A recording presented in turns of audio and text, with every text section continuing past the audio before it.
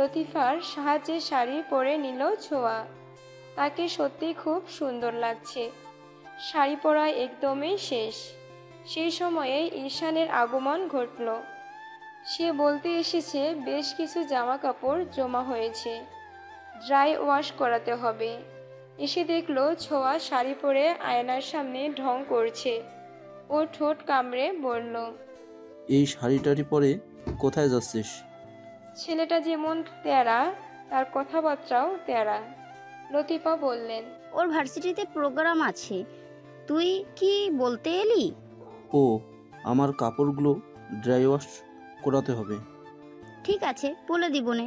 কিন্তু ঈশান তখনও গেল না। ও ছোঁয়াকে আরও একবার দেখে নিয়ে বলল, এই রং তো তোকে মানাচ্ছে না। ঈশানের কথা শুনে ভ্রু কুঁচকে গেল। ঈশান এবার আরেকটু এগিয়ে এসে বলল, তোকে তো ভালো লাগছে না রে। ছোঁয়ার রাগ লাগলো। আয়নায় নিজেকে দেখলো, ভালো মতন দেখলো। আশ্চর্য হলেও সত্য, একটু আগে নিজেকে ভারী সুন্দর লাগলেও এই মুহূর্তে নিজেকে ভালো লাগছে না তার। হুট করে ওর কান্না পেয়ে গেল। লতিফা ছেলের কাছে এসে বললেন, বাজে কথা বলিস কেন? তোর চোখ আছে, সৌন্দর্য বুঝিস? মেজো আম্মুর কথায় কান্নাটা কোনো মতে গিলে ফেলেছিল ছোঁয়া। তবে ঈশান আগুনের মাঝে ঘি ঢেলে বলল, উফ, কি যে বলো তুমি। ওর ত্বকের রঙের সাথে শাড়ির রংটা যাচ্ছে না। এই কথায় ছোঁয়ার আটকে রাখা চোখের জল টুপ করে গাল বেয়ে নেমে গেল। ও কিছু বলতে পারল না, প্রস্থান করার জন্য এগিয়ে গেল। লতিফা ছেলের শরীরে ঠাস করে একটা থাপ্পড় বসালেন। আমায় মারছো কেন? কি বললি তুই? কি করলাম? গায়ের রং নিয়ে বলবি কেন? ও কি অসুন্দর? মানে কি?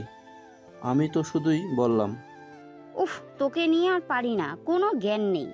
লতিফা ঘর থেকে বেরিয়ে গেলেন। এদিকে ঈশান তখনও নিজের ভুলটা বুঝতে পারছে না। সত্যিই ছোঁয়াকে রংটা মানাচ্ছিল না। ও তো সত্য কথা বলেছে। আজকাল সত্যি কথার দাম আছে নাকি? ছোঁয়া রুমে ফিরে শাড়িটা খুলে ফেলেছে। ওর কান্না পাচ্ছে। দরজার কাছে এসে লতিফা দাঁড়িয়ে কয়েকবার ঠক ঠক করলেন। কিছু সময় পর দরজা খুলে গেল। কক্ষে প্রবেশ করে ছোঁয়ার বাহু টেনে ধরলেন লতিফা। শাড়িটা খুললি কেন? ঈশানের কথা বিশ্বাস করলি? তুই তো এক বোকা ছিলি না ছোঁয়া? মেয়েটার কান্না পাচ্ছে। কান্নায় বুকের ভেতরটা আন্দোলন করছে, তবু নিজেকে দমিয়ে রেখেছে। ঈশান ভাইয়া তো মিথ্যা বলেনি, শাড়িটা আরেকটু ফর্সা ত্বকের সাথেই বেশি যায়। লতিফার ইচ্ছে করলো ঈশানকে ধরে এনে চর বসিয়ে দিতে। ছোঁয়ার অভিমান বুকে এসে আটকেছে। ও শাড়িটা বিছানা থেকে তুলে বলল, তুমি কাজ ফেলে এসেছো তাই না? আমার কথা ভেবো না তো, আমি কি ছোট নাকি? তুই কষ্ট পেয়েছিস? ঈশানকে বকে দেবো মা, তবু রাগ করিস না। রাগ করিনি তো, আমার তো লেট হয়ে যাচ্ছে।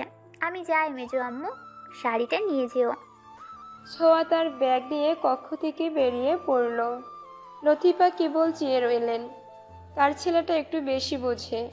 ছোঁয়ার গায়ের রং চাপাতো নয়, মেয়েটাকে শাড়িতে ভালো লাগছিল, তবু ঈশানটা গন্ডগোল করে দিল। এ ছেলে আসলে মানুষ হবে না, আজ তো বেয়াদব। ভার্সিটিতে আসতেই বান্ধবীরা চেপে ধরলো ছোঁয়াকে। মেসেজে জানিয়েছিল শাড়ি পরে আসবে, সেজন্যই কিনা সবাই প্ল্যান চেঞ্জ করে শাড়ি পরলো। এদিকে মেয়েটা কুর্তি পরে চলে এসেছে। ছোঁয়া মন খারাপ নিয়ে সবাইকে বুঝ দিল। শাড়িটা নাকি আয়রন করতে গিয়ে পুড়ে গিয়েছে। এ কথায় আর কেউ কিছু বলল না। তবে পুরো অনুষ্ঠানে ছোঁয়ার মন খারাপ রয়ে গেল। ও দুপুরের দিকে ঈশানকে লিখল, হেট ইউ ঈশান ভাইয়া, আই হেট ইউ।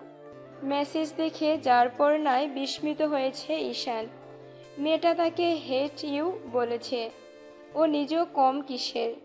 তাই তো ঝুঁকির বসে চলে এলো ছোঁয়ার ভার্সিটিতে। ছোঁয়া ভালো আবৃত্তি জানে। সে তখন মঞ্চে আবৃত্তি করছিল। সেই আবৃত্তি শুনছিল সবাই। ঈশান দাঁত কিরমির করে চেয়ে রইল। আবৃত্তি শেষে ছোঁয়া যখন মঞ্চ থেকে নেমে এলো তখনই ছেলেটার মুখোমুখি এসে পড়তে হলো। ছোঁয়ার বন্ধুরা সব আশেপাশেই আছে। ও চোখ রাঙিয়ে বলল, ক্যাম্পাসে কেন এসেছো? তুই মেসেজে কি লিখেছিস? হেঁটেও লিখেছি।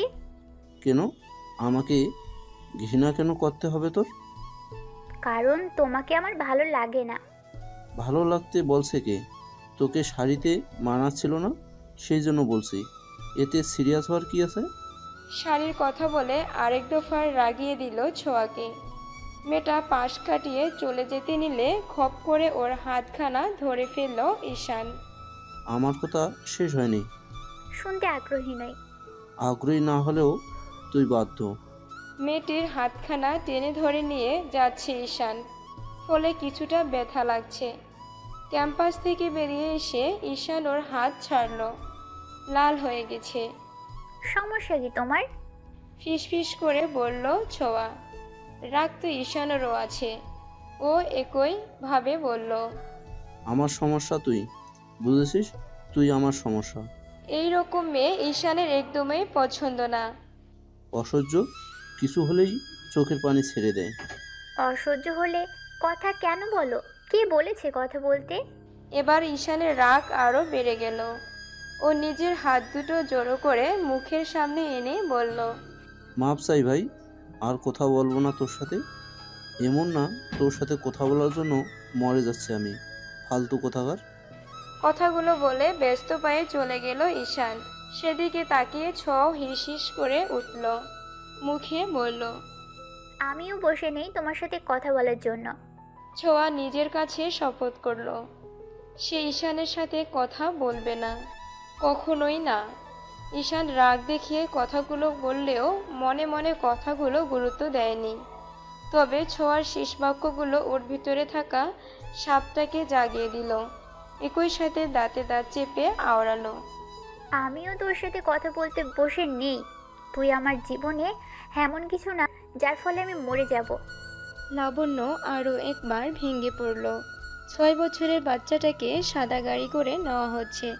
ওর মনে পড়ল কিছুদিন আগেও বাচ্চাটা বলছিল, আন্টি আমি বড় হয়ে তোমার মতন ডাক্তার হব, যাতে সবার রোগ ভালো করে দিতে পারি। কথাটা ভেবেই লাবণ্যর কান্না পাচ্ছে। সৃষ্টিকর্তা এমন কোনো ক্ষমতা দেননি যার ফলে অসম্ভবকেও সম্ভব করে ফেলবে সে। ওর সাধ্য একেবারেই নগণ্য। ও শুধু আল্লাহর তরফ থেকে উছিলা হয়ে রোগ নিরাময়ে সাহায্য করতে পারে। কান্না চেপে রেখে লাবণ্য অস্থির হয়ে যাচ্ছে। অ্যাম্বুলেন্সের শব্দে যুবতীর ভেতরটা হু হু করে ওঠে, মাথা ঘুরিয়ে আসে। সেই সময়ে সাহায্য হয়ে আসে নাফিস। দুবাহু আগলে ধরে বলে, লাবণ্য, আপনার শরীর খারাপ দেখাচ্ছে, ভেতরে চলুন। লাবণ্য নড়তে চায় না, ঠায় দাঁড়িয়ে থাকে। দেখতে থাকে সাদা রঙের গাড়িটিকে। সহসাই ওর খেয়াল হয় লাশবাহী গাড়ির রং কেন সাদা হয়। অন্য কোনো রঙও তো হতে পারত। নাকি মানুষ মরে গেলে তার জীবন থেকে সমস্ত রং ও মরে যায়? হয়তো মরে যায়। জেদ করবেন না, চলে আসুন। লাবণ্যকে জোর করে ভেতরে নিয়ে আসে নাফিস। তারপর পানির বোতল এগিয়ে দিয়ে বলে, পানিটা শেষ করুন, দুপুরের খেলেন না, এভাবে তো নিজেই অসুস্থ হয়ে যাবেন। মৌন থেকে পানি পান করলো লাবণ্য। ওর ভেতরটা কষ্টে শেষ হয়ে যাচ্ছে। নাফিস দ্রুত একজনকে খাবার আনতে বলে। তারপর লাবণ্যের পাশে বসলো। আপনি শান্ত হন, কোনো ব্যাপার না। মানুষের প্রাণ যেমন আছে তার মৃত্যুও আছে। নাফিস নিজের হাতখানা যুবতীর মাথায় রাখলো। সান্ত্বনা দিতে বলল, একটু শান্ত হন, কিছু হয়নি। কিন্তু যুবতী জবাব দিল না, কিংবা পারল না। তাই তো চুপ করে রইল। কিছু সময় পর খাবারও চলে এলো। খাবারটা খেয়ে নিন। আপনি কিছুদিন ছুটি নিন লাবণ্য, নিজের মনটা ফ্রেশ করুন। বিকেলের শেষ মুহূর্তে ঈশান এলো। লাবণ্য ছুটি নিতে চাইছিল না, তবে নাফিস এক প্রকার জোর করেই বাড়িতে খবর দিল। ঈশানের মেজাজ একটু ভালো নেই। দুপুরে ছোঁয়ার সাথে কি এক কাণ্ড হলো। এখন আবার লাবণ্যপু ওর এসে কপট রাগ দেখিয়ে ফেলল। তোর কি হয়েছে বলতো আপু? নিজের উপর কোনো খেয়াল কি নেই? খাবার কেন খাস না? পরপর প্রশ্নে লাবণ্য ঘাবড়ালো। তার ভাইটা এভাবে কথা তো বলে না। ও সরল চোখে তাকায়। ঈশানের চোখে মুখে বিরক্তি আর ক্ষোভ। লাবণ্য, এখন ঠিক আছেন? জোর করে খাবার খাওয়ালাম। পুরুষ কণ্ঠে ঘুরে তাকালো ঈশান। নাফিসের সাথে আগে পরিচয় হয়নি। পুরুষটি এগিয়ে এসে বলল, আমি ডক্টর নাফিস। তোমাকে কল করার উদ্দেশ্য, বোনকে নিয়ে গিয়ে কিছুদিন ব্রেক দাও। উনি কোনো কথাই শোনেন না। সিনিয়রের মুখ থেকে এমন কথা শুনে লাবণ্যর একটু অস্বস্তি হলো।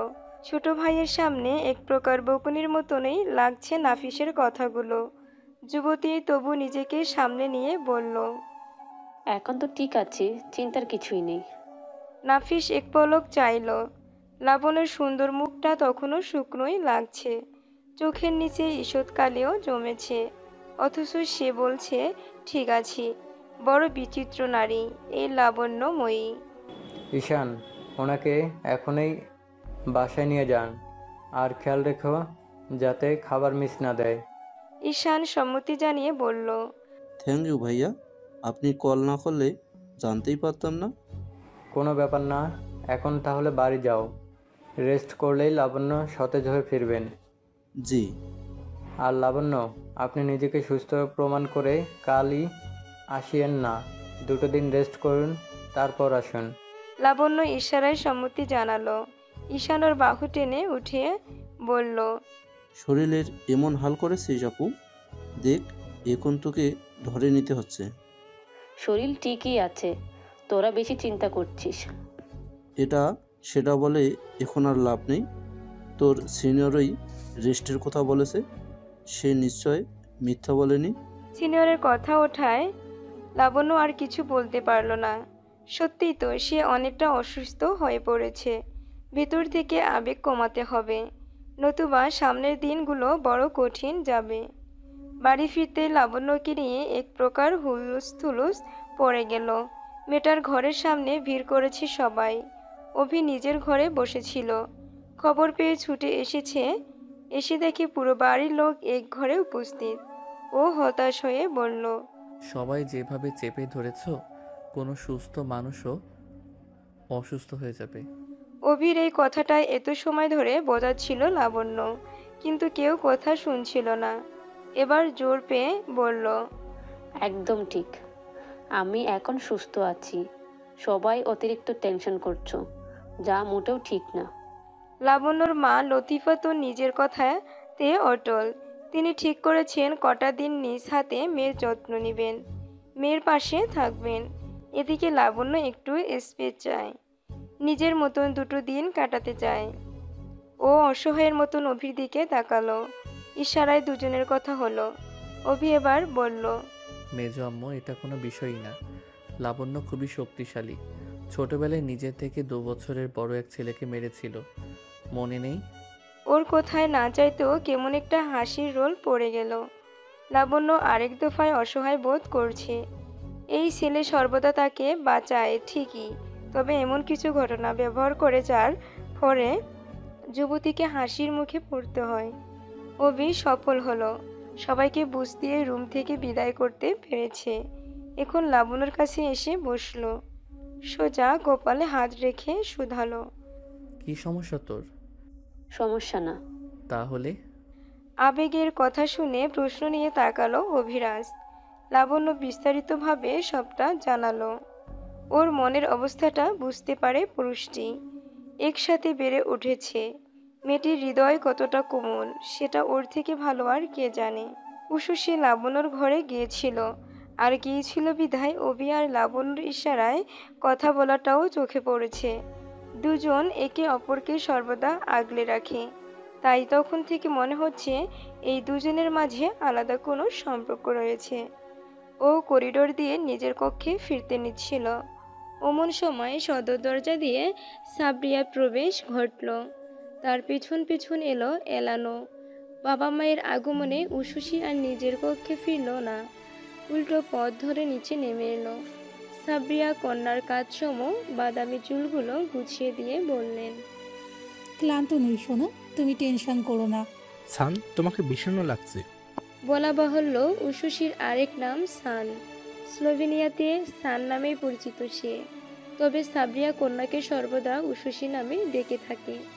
এলানের মুখ থেকে বিষণ্ণতার কথা শুনে সাবরিয়াও মেয়ের পানে তাকালেন। ভালো মতো লক্ষ্য করে বুঝলেন কন্যাকে চিন্তিত দেখাচ্ছে। কোনো সমস্যা? সাবিয়ার প্রশ্নের উত্তর দিতে গিয়ে ভাবনায় ডুবে যায় উষসী। তার মনটা সত্যিই তো বিষণ্ণ, তবে এই বিষণ্ণতার কোনো কারণ আছে কি? কিশোরী নিজেকে প্রশ্ন করে, তবে উত্তর পায় না। ও ফুস করে দম ফেলে, যেন নিজের বিষণ্ণতা কাটানোর ছোট্ট প্রয়াস। সব ঠিক আছে, তোমরা টেনশন করো না। মেয়ের উপর ভরসা আছে এই দম্পতির। কত ছোট্ট বয়স থেকে উষসী নিজেকে সামাল দিয়ে আছে। পাপা, একটা কথা জিজ্ঞেস করব? উষসীর কথায় ঘুরে তাকালো এলান, হেসে বলল, অবশ্যই, বলো কি জানতে চাও? আমরা বাংলাদেশে আর কতদিন থাকবো? এটা তো বলা মুশকিল, তবে দ্রুতই ব্যাক করব বলে আশা করছি। জবাব পেয়ে উষসীর মুখশ্রীতে কেন পরিবর্তন দেখা গেল না। ও বাবা মাকে বিদায় দিয়ে বাগানের দিকে এগোলো। সন্ধ্যা হয়ে গেছে বিধায় বাড়ির চারপাশে আলো জ্বালিয়ে দেওয়া হয়েছে। রাতের পরিবেশ আরো বেশি আকর্ষণীয় লাগে। স্বীয় কক্ষের বারান্দায় এসেছিল অভিরাজ। তখনই দেখতে পেল কাজসম বাদামি চুলের মেয়েটি বাগানে এসে বসেছে। তার সাথে আছে কোকো নামক বিড়ালটি। তারা দুজন কথোপকথন করছে, তবে সেটি শোনার উপায় নেই। অভি নিজ কক্ষে থেকে শুধু দেখার সুযোগ পাচ্ছে। ও কোমরে হাত গুজে দিয়ে দাঁড়ালো। কিশোরী মাঝে মাঝে বড় বেশি কথা বলে। তখন অভি অবাকই হয়। এই তো সেদিন বলল অভির মাঝে নাকি অনুভূতি নেই। এ কথা শুনে পুরুষটি নিজেও ভেবেছে তার জীবনে কাজ ছিল সবার আগে, নিজের জন্য সেভাবে সময় বের করা হয়নি। তাই তো গল্প উপন্যাস পড়তে শুরু করলো, অথচ লাভ হলো না। আসলে মানুষের অনুভূতি আসে ভেতর থেকে। গল্প উপন্যাস পড়ে সেটা আরো বেশি শানিত হতে পারে। অভির ভেতরকার অনুভূতি এখনো জাগ্রত হয়নি, তাই কিনা গল্প উপন্যাস পড়ে তার অনুভূতিগুলো শানিত হতে পারেনি। ও ভাবনায় ডুবে গিয়েছিল। এখন সামনের দিকে তাকালো। এদিকে উষসী আর কোকো ঘাসের উপর চিত হয়ে শুয়ে পড়েছে। ধীরে ধীরে চাঁদের আগমন ঘটছে। কোকো মিউ মিউ করে ডাকে। উষসী বলে, আমাদের জীবন আকাশের মতন বিশাল কেন নয়? অবলা প্রাণী কোকো। সে উত্তর দিতে পারে কি পারে না, তবু কি বুঝে যেন মিউ মিউ করে। কিশোরী চোখ বন্ধ করে। তারপর ভাবে স্লোভেনিয়ার কাটানো দিনগুলোর কথা। সেখানে সে 10ম শ্রেণীর গণ্ডি পেরিয়েছে। এখন তার পড়াশোনা নেই। সামনেটা কেমন যেন অনিশ্চিত লাগে। অভি উষসী আর কোকোকে কিছু সময় দেখলো। মেয়েটাকে বোঝার মতন শক্তি পুরুষটির হয়ে ওঠেনি, তাই বারান্দা থেকে নিজের কক্ষে ফিরে এলো। একই সাথে মনে মনে প্রতিজ্ঞা করলো জীবনকে অনেকগুলো সুযোগ দিবে সে। তার একটা পারিবারিক ব্যবসাতে জয়েন হওয়া। প্রথমবারের মতন অফিসে আগমন ঘটল অভিরাজের। এর আগেও আসা হয়েছে অবশ্য, তবে সবসময় কোনো অনুষ্ঠানে এসেছে, এভাবে কাজের জন্য আসা হয়নি কখনো। তার আগমন উপলক্ষে ছোটখাটো একটা আয়োজন হয়েছে। এই যে যেমন অফিসে প্রবেশ মাত্রই ফুল দিয়ে তাকে শুভেচ্ছা জানানো হয়েছে, তার জন্য নির্দিষ্ট কক্ষ রাখা হয়েছে। আবার কেক কাটিং এর ব্যবস্থাও আছে। সেই সাথে দুপুরে সবার জন্য অফিস থেকে লাঞ্চের ব্যবস্থা। এত আয়োজন দেখে অভি একটু বিব্রত বোধ করছে। সর্বদাই পারিবারিক ব্যবসাটাকে পাত্তা দেয়নি অভিরাজ। তার মনে হতো একাই দারুণ কিছু করতে পারবে, তবে সহজ পথ ছেড়ে কঠিন পথ বেছে নিতে গিয়ে ধাক্কাটা খেতেই হলো। অভি পুরনো কথা স্মরণ করে হতাশ হয়। তোমার কেবিনে চলো। আশাদের কণ্ঠ। তিনি ছেলের বাহুতে হাত ঠেকিয়ে বললেন কথাটা। বাবার স্পর্শে কিছুটা অপরাধবোধ জাগ্রত হলো পুরুষটির। ও নীরবে চলতে লাগলো। নির্দিষ্ট কক্ষে এসে থামলো। আশাদ বুক ভরে দম নিয়ে বললেন, আমি সর্বদা চেয়েছি তুমি নিজ থেকে বিজনেসে জয়েন করো। কম্পিউটার সায়েন্স পড়েছো, তাতে আমার বাধা ছিল না। তুমি কোথাও চাকরি করলেও আমার বাধা নেই। ব্যবসা করতে চাইলেও বাধা দিতাম না। কিন্তু তোমার পারিবারিক কর্মক্ষেত্র রয়েছে। আমরা সবাই মিলে এই লোভ দিয়ে এসেছি। বাবা হিসেবে তোমার উপস্থিতি আশা করাটা কি ভুল ছিল? এই পর্যায়ে এসে অভির মাথাটা একেবারেই নেমে এলো। এতদিন চোখে যেন পর্দা আটকে ছিল ওর, এখন কেমন একটা খারাপ লাগা কাজ করছে। অতীত মনে রেখো না, আমি তোমার বাবা। তুমি ভুল করলে সংশোধন করার দায়িত্ব আমার। অভির মনে হলো দৌড়ে কক্ষ থেকে প্রস্থান করলে হৃদয়টা বুঝি শান্ত হতো। বাবার সাথে দীর্ঘ দূরত্ব থাকার পরও বাবা কিনা এভাবে ভুলগুলো ধরিয়ে দিচ্ছেন। আরও কি না ভেবেছে বাবা চান না অভি নিজের পরিচিতি গড়ে তুলুক। কি একটা ব্যথা অভিকে ভেতর থেকে নাড়িয়ে তুলল। ও মনতা ভেঙে বলল, সরি আব্বু। আশাদ বোধ হয় এই প্রথম ছেলেকে বুঝতে পারলেন। দুহাতে জড়িয়ে ধরলেন পুত্রকে। বাবার থেকে এমন কিছু আশা করেনি অভিরাজ। ভদ্রলোক সর্বদা এমনভাবে বোঝাতেন যাতে মনে হতো বাবার ছায়া ছাড়া সে একেবারেই রিক্ত। এই কারণেই বাবার ছত্র ছায়া থেকে বের হতে চাইছিল অভিরাজ। অথচ সে ভুল ছিল। সে বুঝতে পারেনি বাবা নামক মানুষটির অনুভূতি। আমাকেও মাপ করে দিও অভিরাজ, হয়তো তোমাকে বুঝতে পারিনি। ভুলটা আমার ছিল আব্বু, তুমি দুঃখিত হচ্ছ কেন? তবুও মনে কষ্ট রেখো না।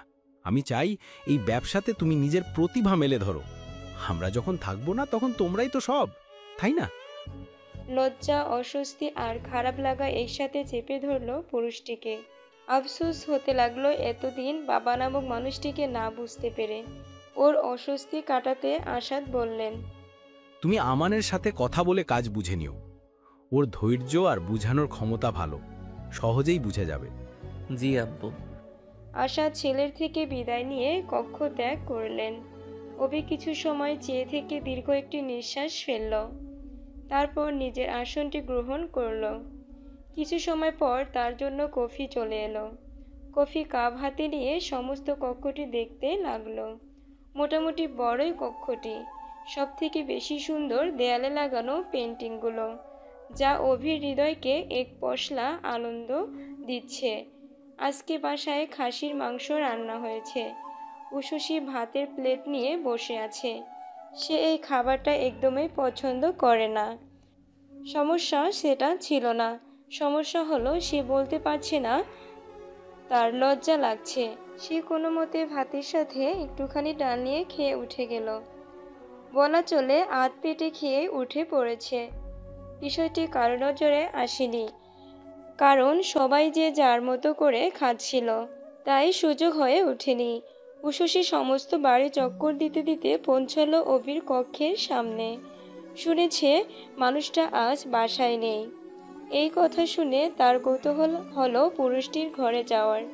ও একটু সাবধানে ঘরটিতে প্রবেশ করলো।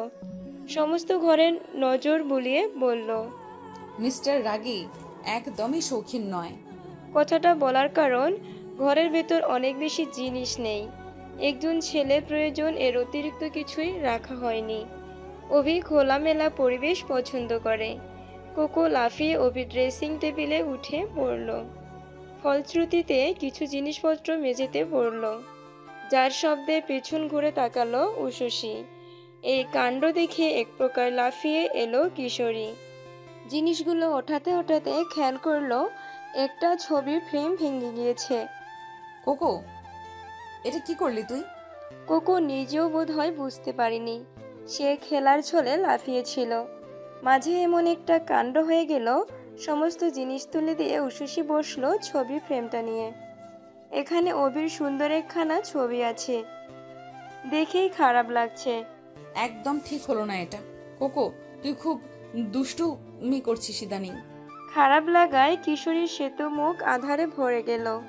সহসা এমন রূপ দেখা যায় না মেয়েটির, তাই ভয় পেল কোকো নিজেও। ও দুবার মিউ মিউ করে পিছিয়ে যেতে লাগলো। নিজের ভুলটি বুঝতে পারছে প্রাণীটি, তবে এখন কোনো উপায় আছে কি? পুরো 24 ঘন্টা কেটে গিয়েছে। এই 24 ঘন্টায় ভাগ্যক্রমেই বোধহয় ঈশান আর ছোঁয়ার দর্শন ঘটেনি। তবে কতক্ষণ? একই বাড়িতে থাকলে দর্শন তো ঘটবেই। তাই ভাগ্য দুজনকে ফের মুখোমুখি দাঁড় করালো। ছোঁয়া লাইব্রেরিতে গিয়েছিল বই আনতে, তার ভালো লাগছিল না, কিছু বই পড়া প্রয়োজন। একই সময়ে বই নিতে এলো ঈশানও। ফলে দুজনের দর্শন ঘটল। ছোঁয়া পাশ কাটিয়ে চলে যেতেই ঈশান একবার ঘুরে তাকালো, দাঁতে দাঁত চেপে বলল, বেশি ভাব। বই নিয়ে সোফায় বসলো ছোঁয়া। একটার পর একটা পাতা উল্টে পাল্টে দেখতে লাগলো। কোন বই দিয়ে শুরু করবে বুঝতে পারছিল না। দ্বিধায় মাথা ব্যথা শুরু হয়ে যায়। একজন পরিচারিকাকে ডেকে বলল কফি বানিয়ে আনতে।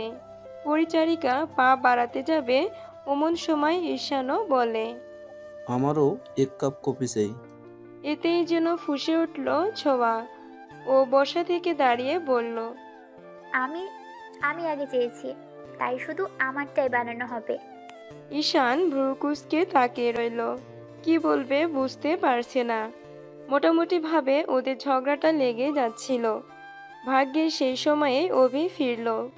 দুই মূর্তিতে বই হাতে দাঁড়িয়ে থাকতে দেখে শুধালো, তোরা বই নিয়ে দাঁড়িয়ে আছিস কেন? ছোঁয়া জবাব দিল না। ঈশানী বলল, এমনি বড়। অফিসে তোমার প্রথম দিন কেমন গেল? ঠিকঠাক। আমি একটা কথা ভেবেছি, কি? কাল থেকে তোকেও অফিসে বসাবো। মানে কি বড়? আমি কেন? তুই তো টুকে পাশ করা ছেলে, তাই পড়াশোনায় ফোকাস না করলেও চলবে। এর থেকে ভালো না কাজ শিখে রাখা? ছোঁয়া ফিক করে হেসে ফেলল। এতে ঈশানের মুখশ্রীতে ক্রোধ দৃশ্যমান হয়। অভি বলল, কাল থেকে অফিসে যাবি। চাচ্চুর সাথে কথা হয়েছে, সেও একই কথা বলল। ঈশান ফ্যাল ফ্যাল করে ভাইয়ের দিকে চেয়ে রইল। এ কেমন শাস্তি! ভাই নিজেও ব্যবসায় ডুবলো, সাথে তাকেও ডোবালো। এই ব্যবসায়িক কাজে যে বিন্দুমাত্র আগ্রহ নেই তার। এটা কাকে বোঝাবে সে?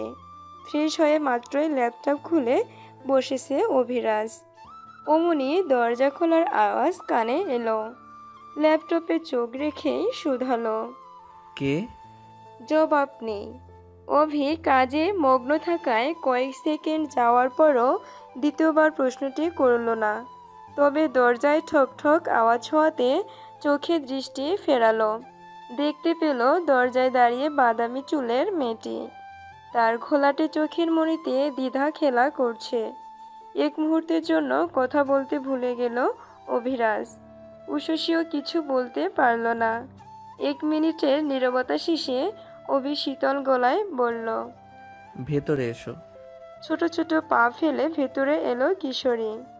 তার সাথে কোকো নেই, সেটা আগেই খেয়াল করেছে পুরুষটি। তোমার সঙ্গী কোথায়? ঘরে। ও, বসো। কিশোরী বসে না, শুধু দাঁড়িয়ে থাকে। অভি ল্যাপটপে চোখ রাখতে গিয়েও রাখতে পারে না। তার মনটা খসখস করছে। বসো। দাঁড়িয়েই ঠিক আছি। এই কথা বলে ফের নীরবতা তৈরি হয়। অভি কয়েকবার চেষ্টা করে ল্যাপটপে মনোযোগ দেওয়ার, তবে পারে না। ও এবার ধৈর্য হারিয়ে ল্যাপটপ বন্ধ করে। মেয়েটি দাঁড়িয়ে আছে বিধায় তার ফর্সা চিকন কোমল পা যুগল নজরে এসে ঠেকে। কয়েক সেকেন্ডের মধ্যেই দৃষ্টি ফিরিয়ে নেয় পুরুষটি। উষসীর চোখের দিকে তাকিয়ে ঘটনা বোঝার চেষ্টা করে, যদিও অভি বেডে বসে আছে আর উষসী দাঁড়িয়ে। তবু তাদের উচ্চতা এখন কাছাকাছি, তাই চোখ ফেরালেই দৃষ্টি মিলে যাচ্ছে। অভি তাকিয়ে থাকে ঘোলাটে চোখের দিকে, তবে হতাশ হয়। এই চোখের রহস্য উদ্ধারে ব্যর্থ হয়ে সে বলে, কিছু বলতে চাও? মাথা দুলিয়ে উষসী বোঝায় সে কিছু বলতে চায়। অভি দেখলো মেয়েটি তখনও দাঁড়িয়ে আছে, তাই ওর বসে থাকাটা বেমানান লাগে। ও দাঁড়িয়ে গেল, আর মুহূর্তে কিশোরীর উচ্চতাকে ছাড়িয়ে গেল। উষসী লম্বা মেয়ে, তবু ওর অবস্থান অভিরাজের কাঁধের আশেপাশে। তোমার মুখটা শুকনো লাগছে, কোনো সমস্যা হয়েছে? কিশোরীর চোখে মুখে দ্বিধা খেলা করছে। অভি এবার মেয়েটির হাতের দিকে তাকায়। এখনো কালচে হয়ে আছে জায়গাটা। যেদি মেয়ে মলম না লাগিয়ে নিজেকে কষ্ট দিল। এই কথা ভাবার পরের মুহূর্তে খেয়াল হলো মেয়েটা ভীষণ জেদি। কিন্তু এই মুহূর্তে জেদি মেয়েটা তার সামনে অবস্থান করছে। চোখ মুখ শুকনো দেখাচ্ছে, কিছু বলতে চেয়েও বলতে পারছে না। এর পেছনে নিশ্চিত রহস্য আছে। ও সময় নেয়, ফের বোঝার চেষ্টা করে এবং ব্যর্থ হয়। উশসী, অদ্ভুত শান্ত শীতল কণ্ঠস্বর। পুরুষটির মুখে নিজের নামটি শুনে ষোড়শীর সমস্ত দেহ একবার আনন্দিত হলো। তুমি কি কিছু বলতে চাও? কিশোরী মাথা দোলায়। সে বলতে চায়, অভিও তো জানতে চায়, তাই তাকিয়ে থাকে কিশোরীর পানে।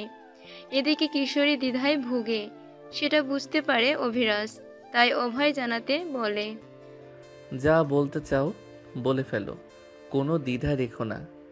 কোনো দ্বিধা রেখো না, এই বাক্যে দারুণ একটা ভরসা রয়েছে। উশসীর ভেতরে সাহস আসে।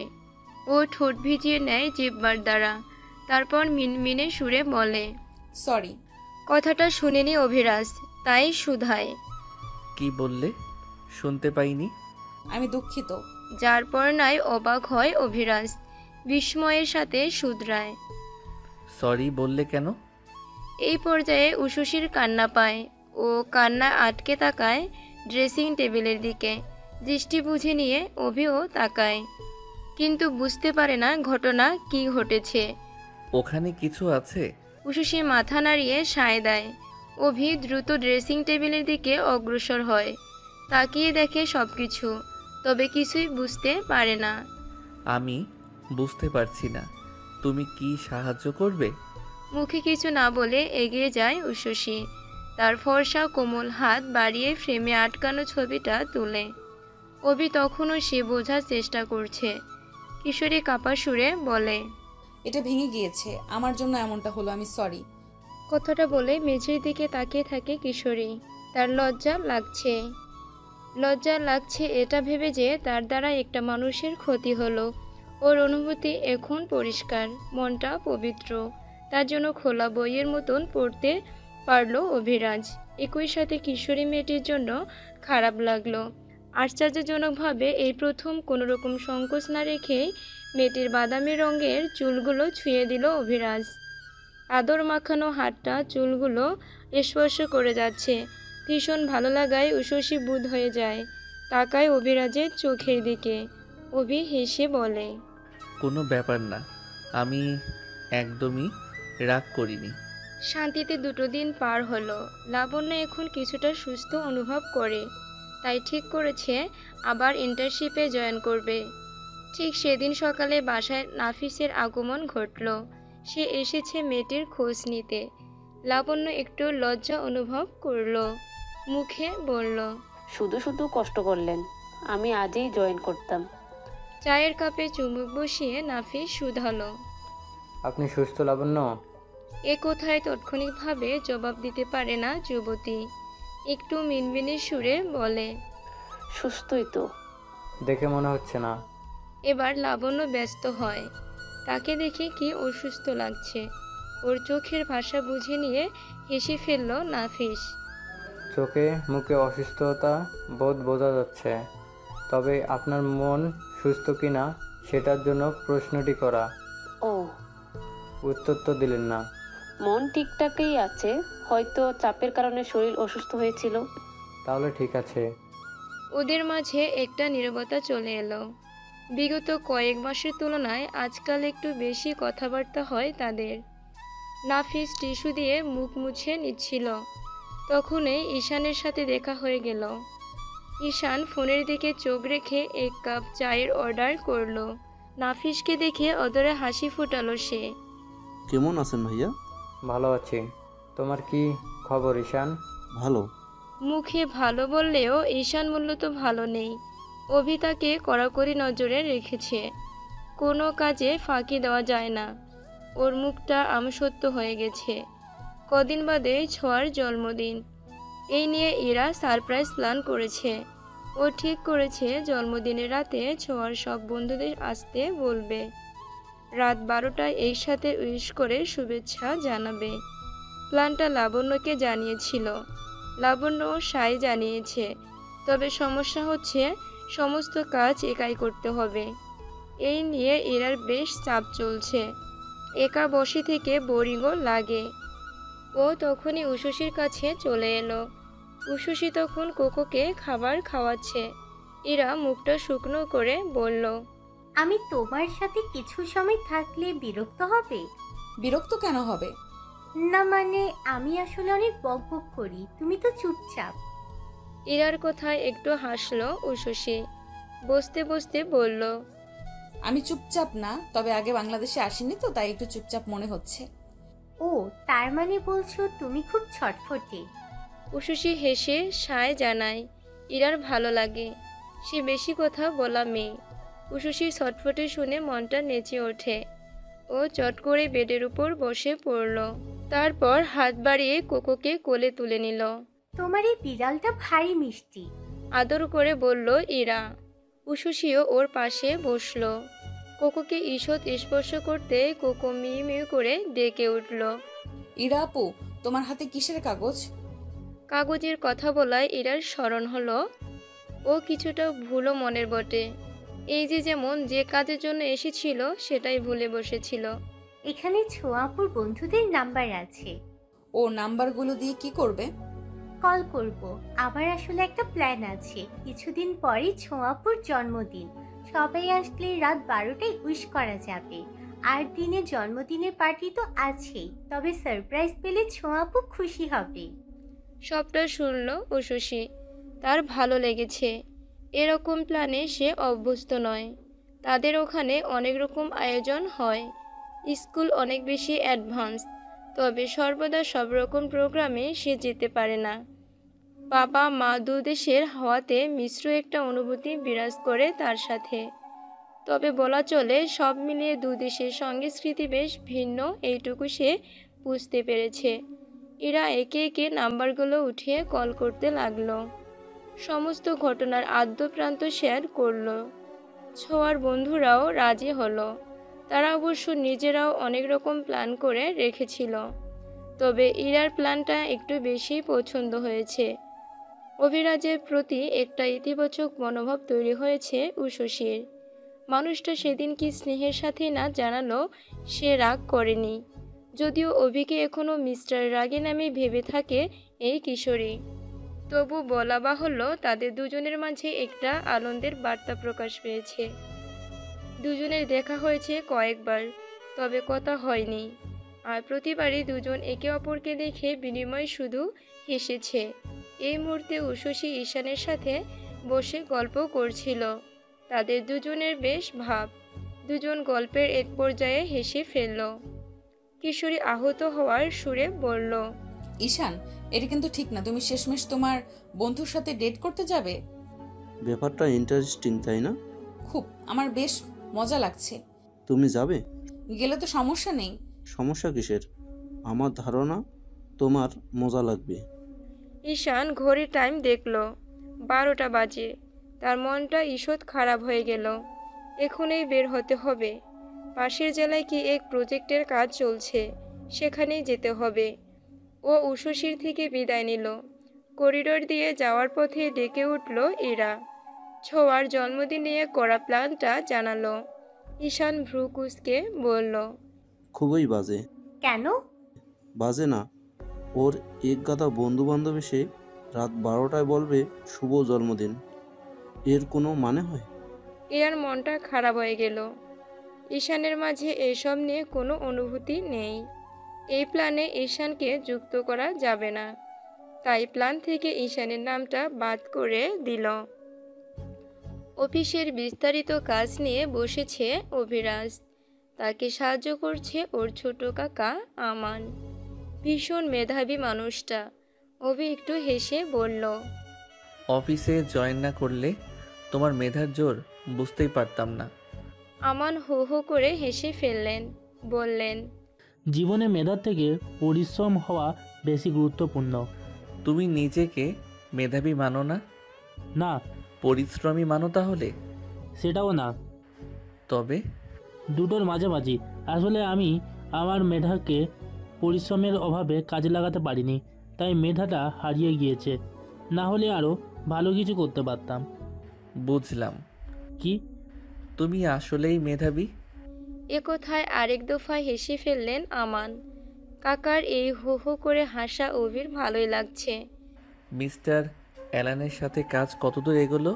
প্রায় শেষ, তবে ভাইজান একটু সময় নিয়ে প্রজেক্ট শেষ করতে চাইছেন। ধরো আরও 10-15 দিন। অভি শুনল কথাটা, এর মানে আরও 10-15 দিন তাদের বাসাতেই থাকবে উষসীরা। ও ভাবনা থেকে ফিরে এসে বলল, ঈশানকে কল করি, দেখি খবর কেমন। আমানের কেবিন থেকে বেরিয়ে নিজের কেবিনে চলে এলো অভিরাজ। একটুখানি সময় নিয়ে ঈশানকে কল করলো। কল রিসিভ হতে ওপাশ থেকে ঈশানের আহত গলা শোনা গেল। Bro, I am in danger. কথাটা শুনে অভির মুখে রং বদলে গেল। ও সঙ্গে সঙ্গে শুধালো, কি হয়েছে? কোথায় আছিস তুই? কাদায়। মানে? কাদায় পড়ে গেছি, আমার অর্ধেক শরীর মাটির নিচে। কি সব বলছিস? সত্যি ব্রো, বিশ্বাস না করলে ছবি পাঠাই। বলতে না বলতে ঈশান ছবি পাঠিয়ে দিল। সত্যি সে প্রায় অর্ধেক কাদায় ডুবে আছে। এসব কি? কোন জাহান্নামে পাঠালে আমায়? এই রাস্তায় গাড়ি যেতে পারে না, হেঁটে যেতে হয়। এখানে কোনো বেয়াদব গর্ত করে রেখেছিল, তার ভিতর আবার কাদায় ভরা। আমি পা হড়কে পড়ে গেছি। সমস্তটা শুনে অভি ভাষা হারিয়ে ফেলল। ওর কি বলা উচিত বুঝল না।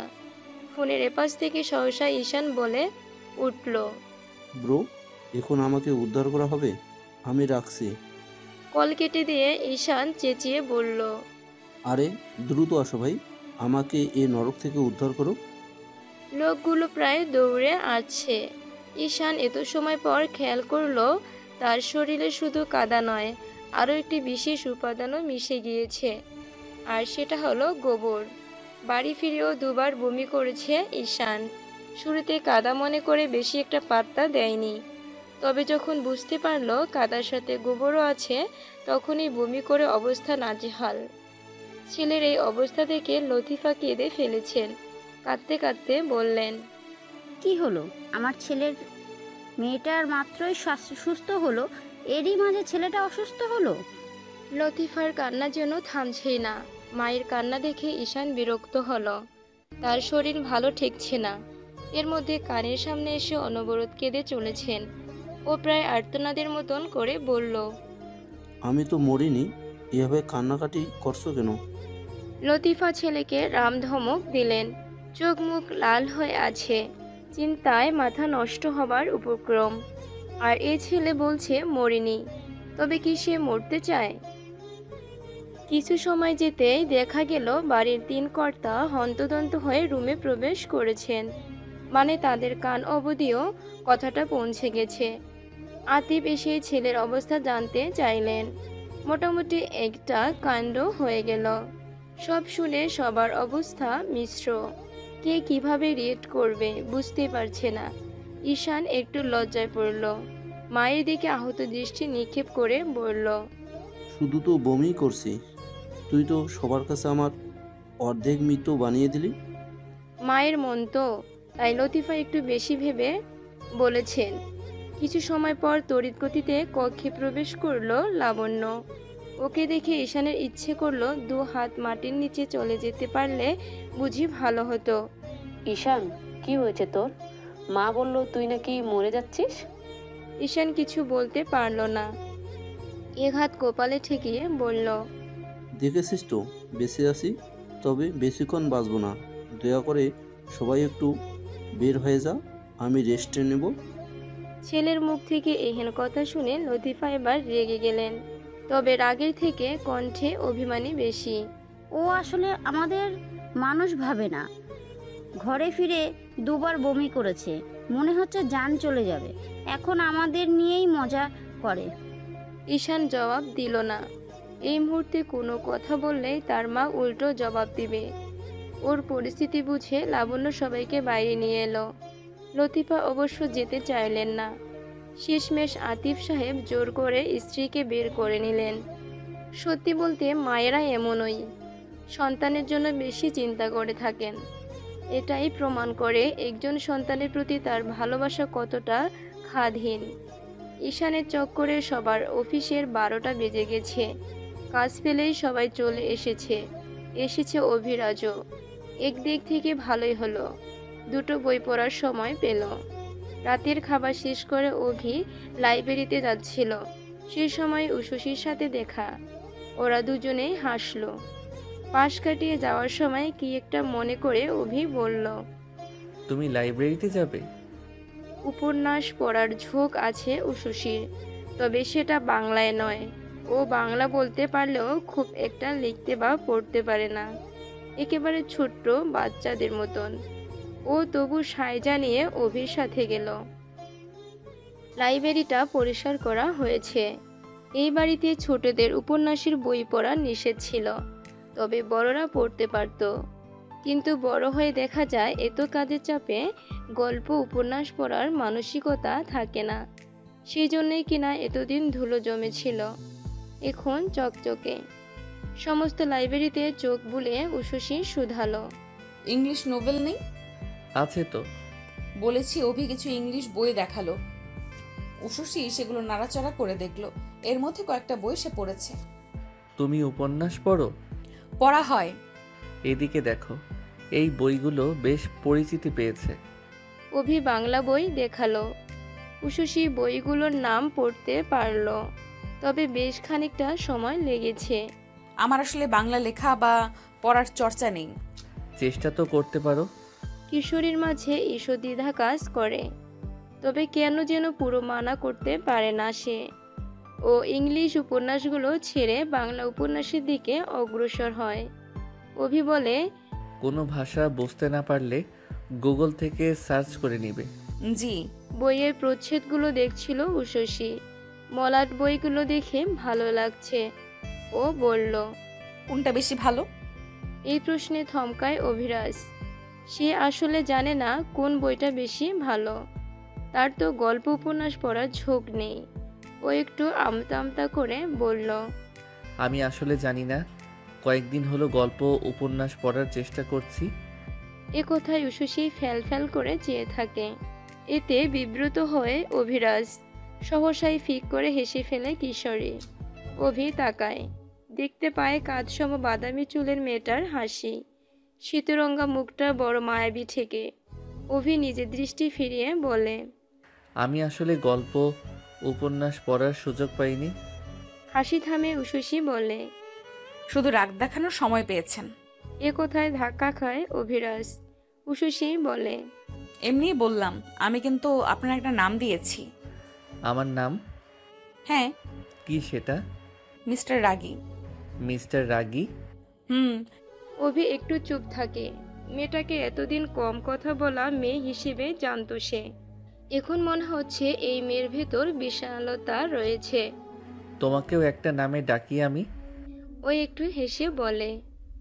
অভিকে মিস্টার রাগী নামের কথাটা জানিয়ে উশসী ভেবেছিল বেশ চমকে দিতে পেরেছে, কিন্তু এই মুহূর্তে অভি যেটা বলল এতে করে আরও কয়েক গুণ বেশি চমকে গিয়েছে উশসী নিজেই। ওর মাঝে দোমনা এসে ভর করে। ঈষৎ দ্বিধা নিয়ে শুধায়, কি নামে ডাকেন? জেদি মেয়ে। জেদি মেয়ে? হ্যাঁ, জেদ করে মলম লাগালে না যে। ফলশ্রুতিতে তার শ্বেতরঙ্গা মুখটা ঈষৎ রঙের রঙিন হতে দেখা গেল। আসলে তখন খুব রাগ হয়েছিল। স্বাভাবিক, তবে দোষটা আমারই।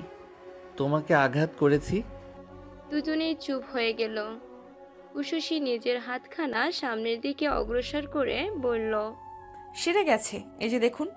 মেয়েটির কথায় হাতের দিকে তাকালো অভিরাজ। শ্বেতরঙ্গা হাতে কালচে চিহ্নটি এখন আর বোঝা যাচ্ছে না, তবে কেন যেন ওর ইচ্ছে করলো হাতের ওই অংশটা ছুঁয়ে দেখার। তবে মনের দ্বিধা থেকে কাজটি আর করলো না, কিংবা করতে পারলো না।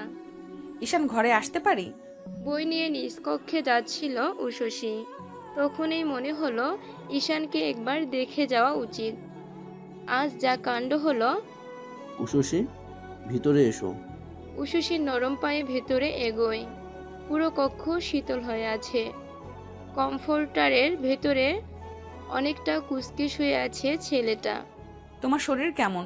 না বসে কথাটা জিজ্ঞেস করলো উশসী। ঈশান নাক টেনে বলল, ঠান্ডা লেগেছে। এসি অফ কেন করছো না? উঠতে ইচ্ছে করছে না। এ কথা শুনে উশসী একটু ধাক্কা খেল। ঠান্ডায় মরে যাচ্ছে, অথচ উঠে এসি অফ করা প্রয়াস করছে না। উশসী এগিয়ে গিয়ে রিমোট দিয়ে এসিটা অফ করে দিল। Thank you Ushasi. নাক টেনে বলল ঈশান। উশসী একটুখানি হাসল। ঈশান পুনরায় বলল, দাঁড়িয়ে আছো কেন, বসো। না না, এখনই চলে যাব, তোমার খোঁজ নিতে এলাম। তোমার হাতে কি? এগুলো বই। বই? হ্যাঁ, মিস্টার রাগের সাথে লাইব্রেরিতে গিয়েছিলাম, সেখান থেকেই এনেছি। মিস্টার রাগী নামটা শুনে ঈশান ফ্যালফ্যাল করে চেয়ে রইল। এই নামে এ বাড়িতে কেউ আছে নাকি? থাকলেও তার তো মনে পড়ছে না। ও কয়েক সেকেন্ড থেমে থেকে বলল, এই মিস্টার রাগীটা আবার কি? এ কথায় উশসী একটু মৌন রইল। তবে তার মাঝের সংকোচটা খুব সহজেই পালালো। হেসে বলল, অভিরাজ সিনহা। চমকে তাকালো ঈশান। অভি ব্রোকে মিস্টার রাগী নামে ডাকে উশসী। কেন যেন ওর হাসি পেয়ে গেল। ও অবশ্য হাসতে দ্বিধা করল না, হেসে নিল এক চোট। উশসী নিজেও হেসে ফেলল। নামটা ভালো হয়েছে না? জোশ। ব্রো জানলে যে কি হবে রিয়াকশন। জানে তো। তাই নাকি? রাগ করেনি? না, তবে আমাকেও একটা নাম দিয়েছে। বাপরে, তোমায় আবার কি নাম দিল? জেদিমে। ঈশান চমকে উঠেছে। তার ভাইও যে এমন রসিকতা করতে পারে কেন যেন বিশ্বাস হয় না। উশসী বিদায় জানাতে বলে, ঈশান, হ্যাঁ তুমি রেস্ট করো, আমি আসছি। ঠিক আছে। আর শোনো, আমরা কালকেই যাব আমার বন্ধুর সাথে ডেট করতে। এ কথায় ফিক করে হেসে ফেলল উশসী।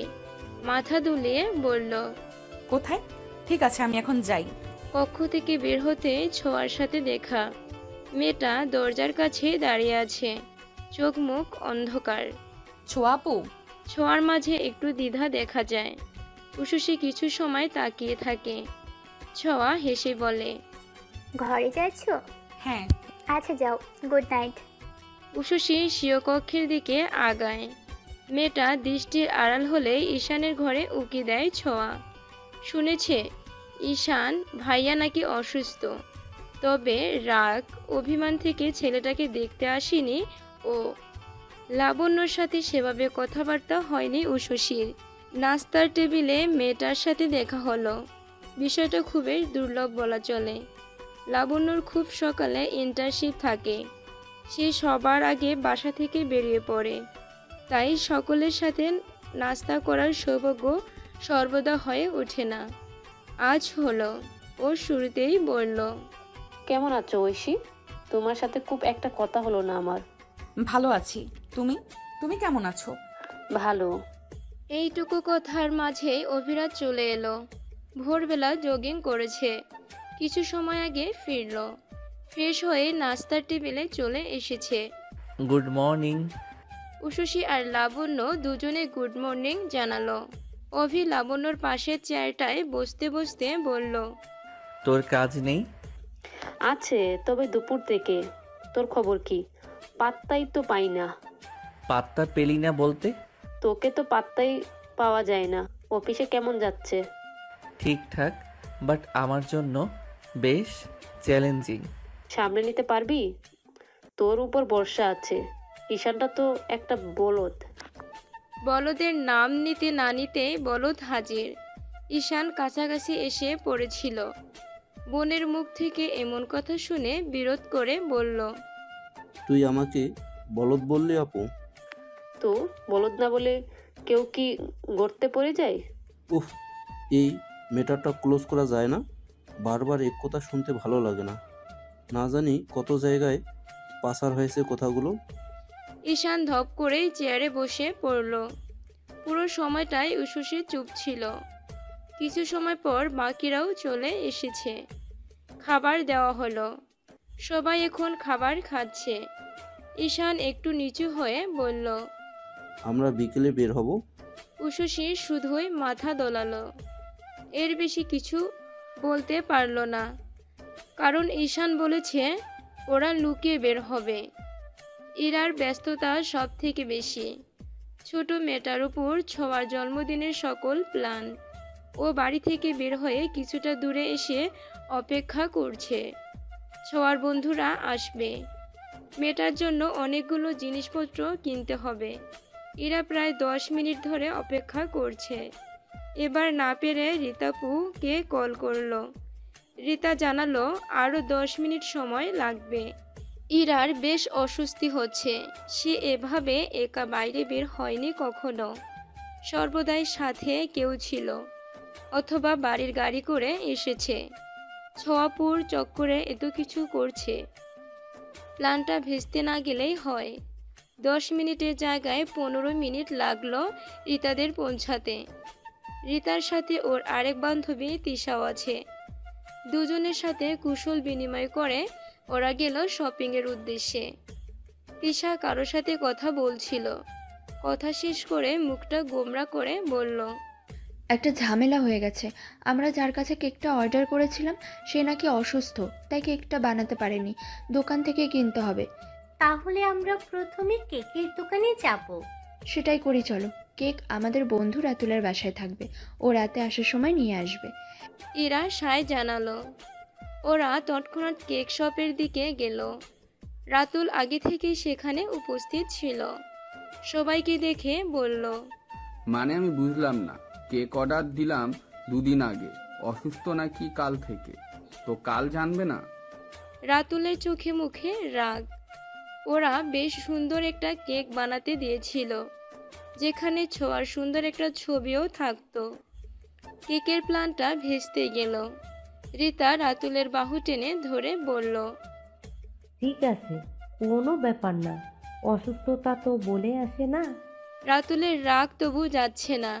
ও একটা গালি দিতেই যাচ্ছিল, তখনই ইরাকে চোখে পড়ল। মেয়েটাকে এর আগে দেখেনি। তিশার একটা বোন আছে, তবে এ মেয়ে তো তিশার বোন নয়। রীতা বলল, রাহুল, ও হলো ছোঁয়ার কাজিন। রাতুলের মনে পড়ল এই মেয়েটাই কল করে প্ল্যানটা বলেছিল।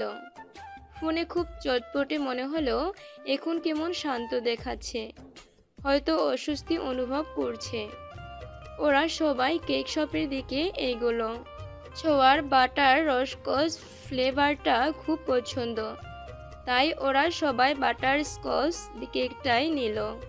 সেখানে লিখলো ছোঁয়ার শুভ জন্মদিবস। মেয়েদের সাথে ঘুরলে পাগল হওয়া ছাড়া কোনো উপায় নেই, তাই কেক নিয়ে রাতুল বাড়ি ফিরে গেছে। এখন 3 মূর্তি শপিং মলে এসেছে। এখান থেকে ডেকোরেশনের জন্য জিনিসপত্র কিনতে হবে। সব আয়োজন ছোঁয়ার বন্ধুরাই করছে। এরাকে এনেছে সঙ্গী হিসেবে। ওরা সবাই মিলে গোল্ডেন থিম পছন্দ করলো। রীতা বলল, ইরা, ছোঁয়ার কোন ফুল সব থেকে বেশি পছন্দ বলো তো? ইরা তখনই মনে করতে পারল না ছোঁয়াপু ফুল নিয়ে কখনো আবেগ প্রকাশ করেনি। ও বলল, আমার তো ঠিক মনে পড়ছে না। রীতা কিংবা তিশা ওরাও সঠিক জানে না। তিশার মনে হলো রাতুলকে কল করে জিজ্ঞেস করা যায়। যেই ভাবা সেই কাজ। ও তখনই রাতুলকে কল করলো। ছেলেটা তখনও রাস্তায়। কল রিসিভ করে ক্যাট ক্যাট গলায় বলল, কি হলো তোদের? একটা কথা বল, ছোঁয়ার কোন ফুল পছন্দ তুই কি জানিস? আমি কিভাবে জানবো? তোরা জানিস না? মনে পড়ছে না। রাতুল একবার ভাবলো, তারপর বলল, লাস্টবার তোর জন্মদিনেও অর্কিড এনেছিল না? হ্যাঁ। মনে হয় ওর অর্কিড ভালো লাগে। কিন্তু এখানে অর্কিড তো নেই। আচ্ছা শোন, তুই একটু অর্কিড খুঁজে আন না।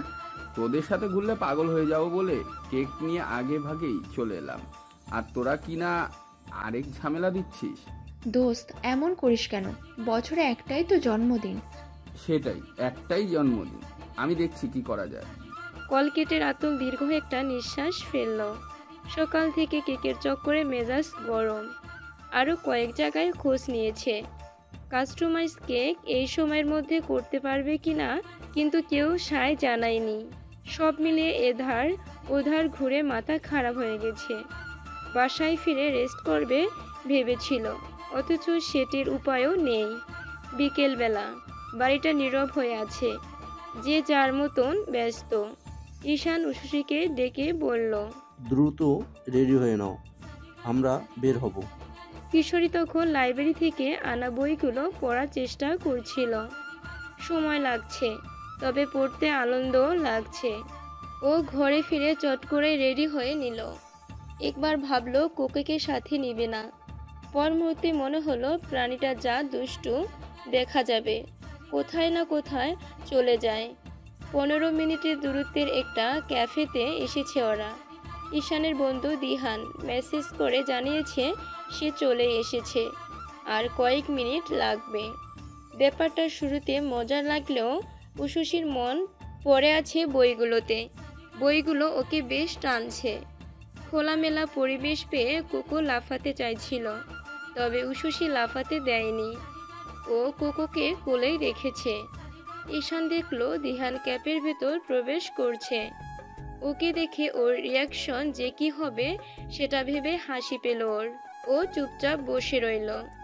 নির্দিষ্ট টেবিলে এসে দিহান বলল,